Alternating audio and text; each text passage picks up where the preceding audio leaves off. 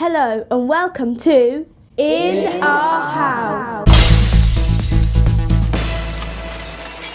First, we're starting with something completely different. Have you ever wondered what it would be like in the Stone Age? Yeah, thousands of years BC. Before computers? Yeah, certainly didn't have computers. Now the thing about this sort of shelter is that they probably wouldn't have lived in a shelter like this, but they probably would have stayed in a shelter like this when they went out on a hunting trip. Can you see how we're talking? We're working in our pairs. Got it? Yeah. James and Luke will both be here to help you put it on. That doesn't mean that you can't put it on, but if you're having difficulty, they're going to help you.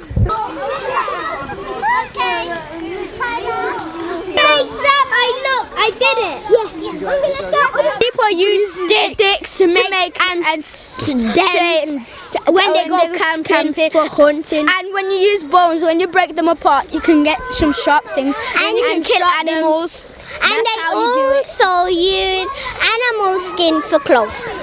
So when they find the animals, they will sew up the skin to make clothes and eat the meat.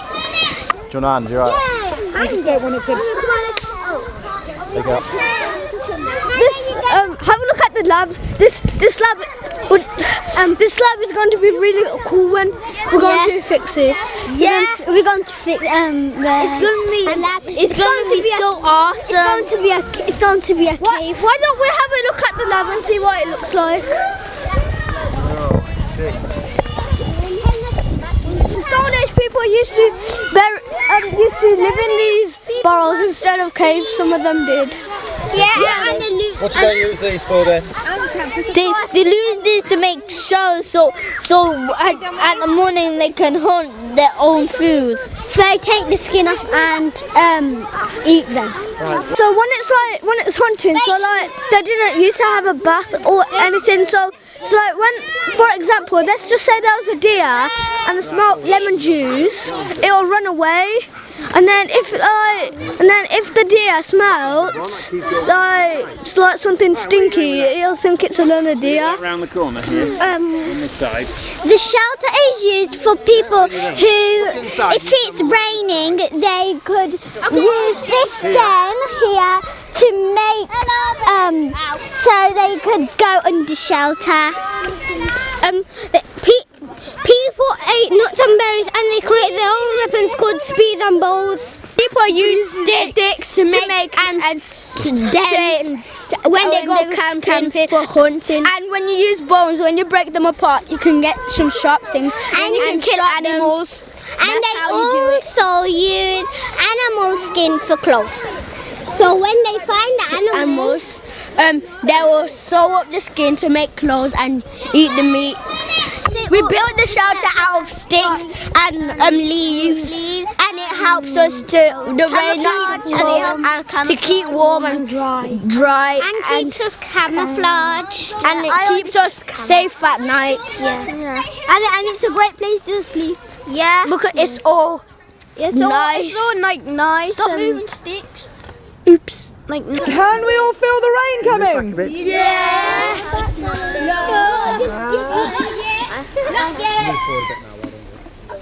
No, I can't feel it. I can't. Large hole there, isn't there, eh? A large hole here. I can feel any rain. I didn't get to feel any rain. Would you like to? Yeah. But when he started working with people, he could hunt better, he could live better, he could survive better.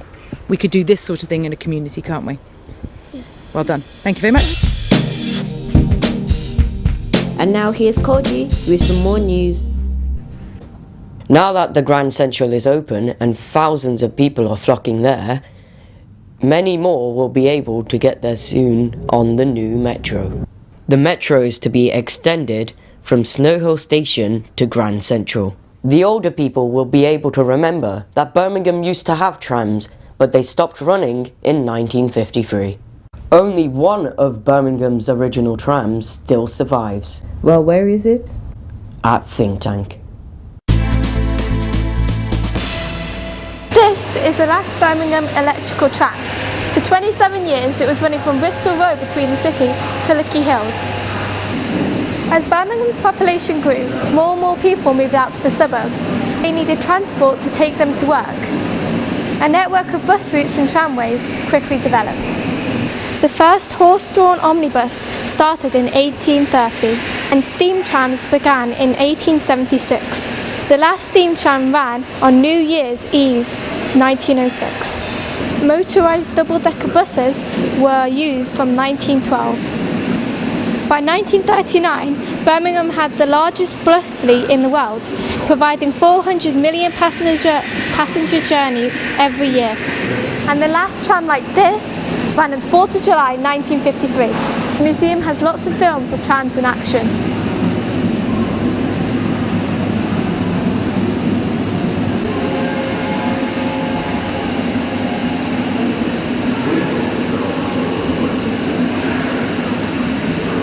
We've spoken to people who remember trams like this. I'm sorry to see them go, but of course it was progress. There was more traffic coming onto the road after the war. And bearing in mind, a lot of people said, why did they take them off? I think one of the reasons they took them off was for the safety aspect, because there were more and more cars coming onto the road, eventually into the 50s, and people had to walk into the middle of the road to get on the tram, which was quite dangerous when the traffic got quite heavy. You know, we'd have all been run over, but that was one of the reasons I think they took them off. And it was a shame really, because the tramways made a terrific profit for the city. We very rarely had any hold-ups on the trams because of the fact that they were guided by lines, a bit like the new metros are today. Snow didn't hamper them, leaves didn't hamper them, there weren't many trees in Lady Wood. I can't remember the trees hampering them on the Bristol Road. Now we have a bit of a leaf fall in the autumn and all the trains stop. Now it's time for Creature Feature.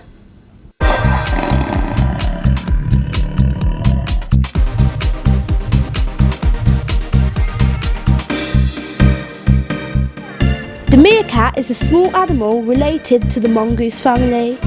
Meerkats live in the Kalahari Desert in Botswana, South Africa. A mob, group of meerkats, gang or clan usually contain around 20 meerkats, but some contain up to 50. They can live for up to 14 years. Meerkat is a Dutch word meaning lake cat. You can see these ones at the Birmingham Conservation Park.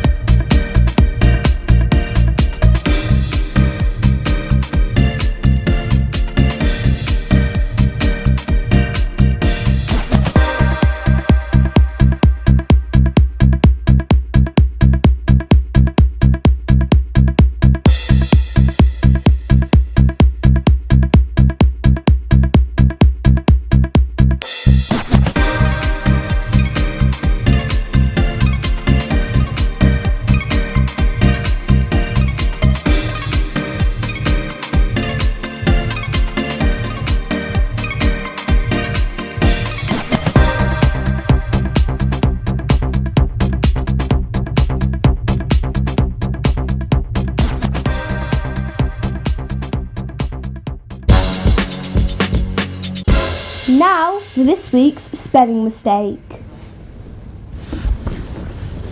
Understanding, understanding and making sense out of information. Interpret, summarize, explain, infer, paraphrase, discuss. I'm sure it's supposed to be understanding. It's probably just a typing error because it said understanding right here, but understanding here. This was found in a school which shall not be named. It's from my understanding that schools can spell understanding correctly. Oh, I understand.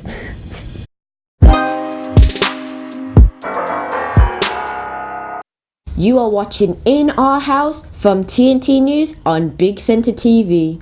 Now for fish fingers. Fish fingers? Yes, fish fingers. We celebrated their 60th anniversary. We're saying happy birthday to the fish finger. Yay! 9? 9? What? No. 60. Oh. There you go. Fish fingers have been a tea time treat for generations of children.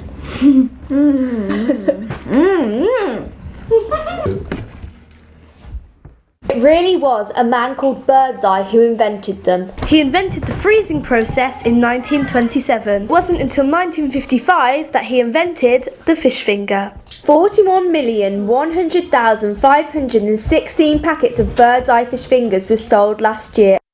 That's equivalent to a total of 572,030,831 fish fingers. Fish fingers are also known as fish sticks in America.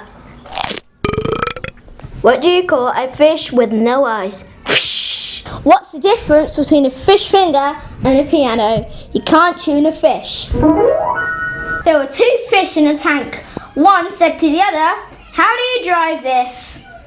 Collapse. No, wait. Okay, so this one.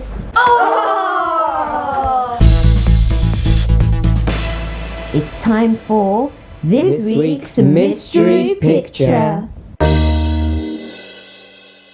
So guys, where do you think this week's mystery picture is? I'm not actually sure where it is, but it looks quite old, maybe Victorian even. And we've got this black door with large hinges. Yeah. Where do you think this black door with large hinges could be? What sort of building? Architecture? We've also got this on the side. It could be something to do with this little fella. Well, here's another look. Okay, so it's obviously a clock tower.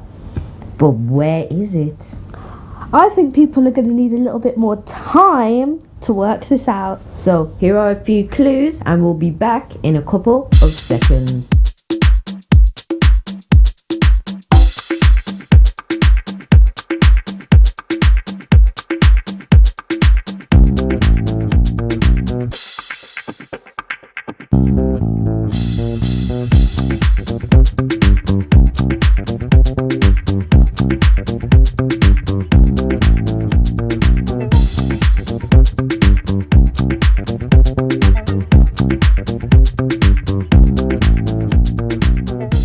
It was actually Farley Clock Tower in West Bromwich. Oh. Anyway, now for this. A new survey shows 1/3 of children ages 6 to 17 report they are frequent readers, while 58% of children love reading books for fun. It also said that 83% of children aged 6 to 17 who read books aloud at home liked or loved being read aloud too. 45% of kids surveyed said they had a designated reading time at school where they could read a book of their choice. 68% of children said they would read more if they could have a wider range of books that they liked. Exactly 63% of children want to hear a book that makes them laugh. Both boys and girls both want a book to make them laugh. However, girls are more likely to want a book that they can relate to and will take them out of real life. Only 41% of children who read books say that there are characters in the books that they wish to be like. 33% of children read books that will teach them something new. But 26% say that they read books and forget all about life around them. 20% of children like to read books that are about things that they have experienced. Strangely, 13% like reading books about characters that look like them. So, what are your favourite books? Wow, my favourite book probably would have to be the Maze Runner series, but I also like this series called Blood Red Road by Maureen Young, I think it is. That's really good. Yeah, my favourite trilogy of books is the Maze Runner trilogy. Oh yeah, have you seen the film? No. I haven't seen the film yet. All books are made into films, aren't they? Like all the good books. Yeah. My favourite book is probably The Hobbit, because I like I don't that. read that much either though. I haven't actually read that. I've got the book. I should read it. It's really long, but it's really good. Yeah. I like that. I haven't read it I myself. like the middle school series. It's kind of like Diary from a Kid, but it's a bit different. I haven't I heard of that. Yeah. What about you, Declan? I don't know, I don't read books. You need to start reading books then. I don't read. Well, my favourite book is the School of Pleasant series, which Oh, I like What? those. Yeah, those I haven't heard of them. My No. brother reads those, and I read one, and I really like it. I've read. Have you ever heard of the Diary of a Wimpy Kid series? Yeah, that was really popular Yeah. for a while. And they've got loads of like. I think it still is, you know. Like, Yeah. Well, that's it for the survey of the week. The BBC have recently been doing about what computers were like when our parents were our age, so we went to find out what they actually look like. We're here at the BBC Make It Digital exhibition. We're going to look at how some technology has changed over the years. And you won't believe some of it. So this is Jason. Can you tell us where you're from? So I'm from the Centre for Computing History. It's a computer museum based in Cambridge, and there's lots and lots of machines that we have out on display that people can come and use and see what computers were like sort of 30 odd years ago. So could you give us a tour? Yeah, sure. So we've got a number of machines. We start over here. So is this the oldest machine? This is the oldest one we've got on display here today, but we've got older ones back at the museum. So this is one of the first games consoles. It's called the Pinatone Pong console, and it was one of the first it was black and white on your old TV, just a bat and a ball, and you just batted it forward between each other. But actually, because it was one of the first, it was really exciting. So although it sort of seems really old and archaic now, it was really good fun when you first had one of these machines. You played on it for hours.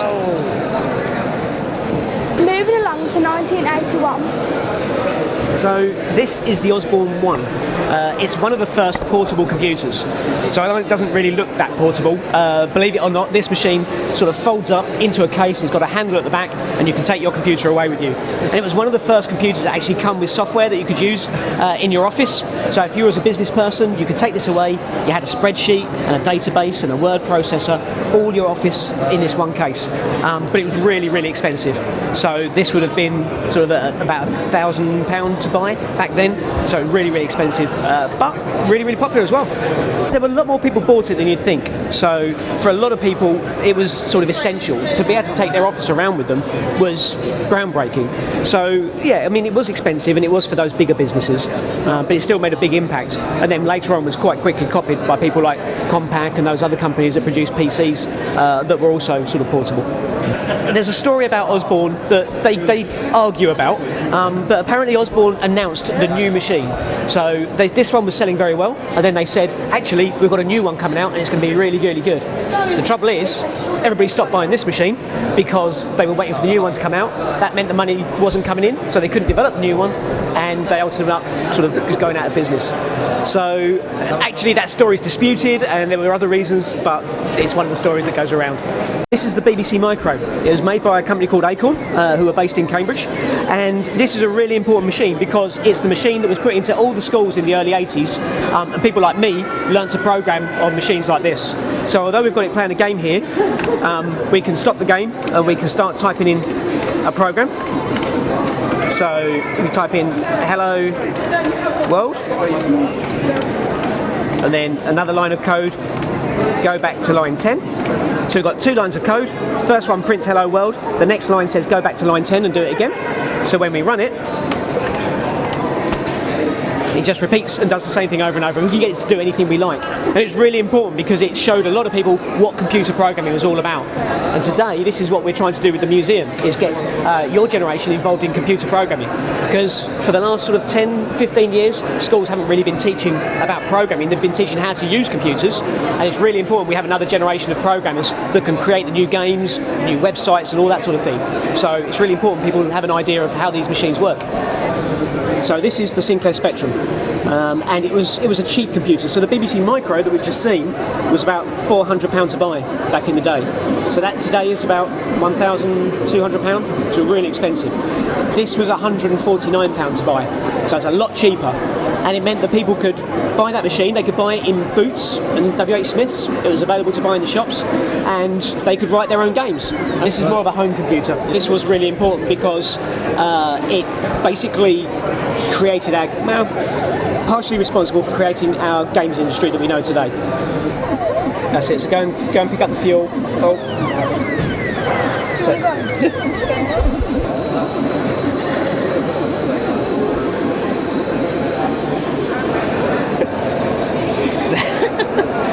It's harder than it looks, isn't it?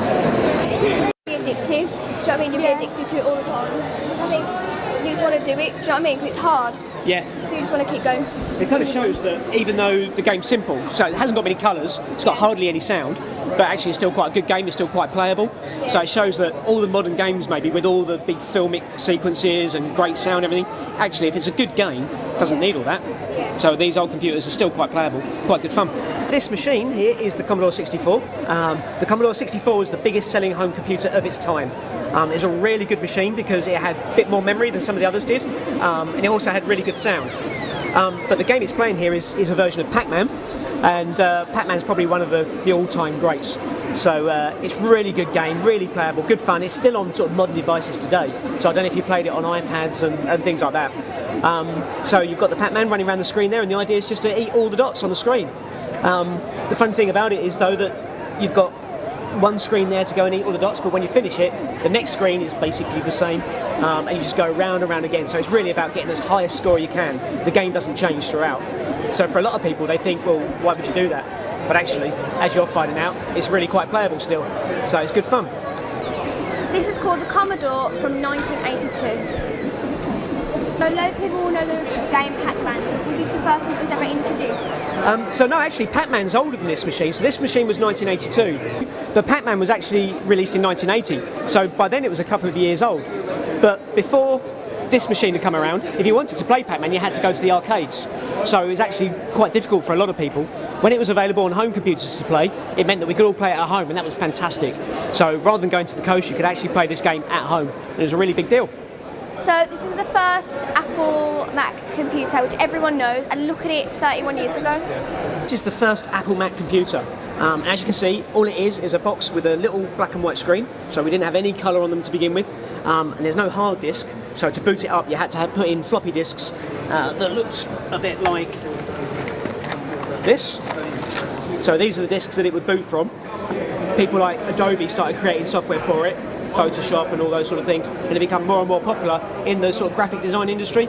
So lots of TV companies were starting to use them, graphic design companies, and that made them really popular in that kind of industry. And now we've got sort of Macs today, big sort of 27-inch screens and all the rest of it, which all come from this. So thank you very much for showing us the machines. Now, if we were standing here in 50 years' time, what do you think you'd be saying? Oh, I hate those questions. I tell you what, we've got some signs up at the museum, and it's got quotes in there saying, one day computers may weigh less than 1.5 tonnes, which they kind of do, and other people saying there's no reason you want a computer in your home. So these are things that people have said in the past. I'm not going to make any predictions about what the future holds, because I'll just look as silly as them when that gets said again in the future. But actually, on a serious note, I mean, things are going a lot more personal. So even though these computers were what they considered personal computers, we've now got little devices, so our computers are becoming our phones really, or our phones are becoming computers. And they're the devices that we'll probably be relying on more and more. So desktop machines like this, their days are probably numbered, and maybe even computers that are under our skin, who knows. So all we know is that the future of computing is really exciting, because although it's been a lot of things happening over the past sort of 30, 40 years, it's only getting faster. So things are going to change in a big way. Seeing as this is the last programme, we're going to need some... We'll show you some of our 3, 2... Seeing as this is the last programme, we'll show you some of our outtakes. 3, 2... That's it from this edition of... Are we saying in our house or team? Now, this is the remains of a German Woolworth. Woolworth.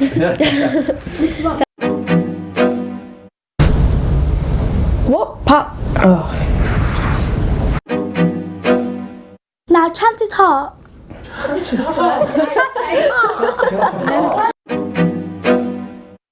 Recently, there was a course held for children at Edgbaston Reservoir. The teamwork resulted in.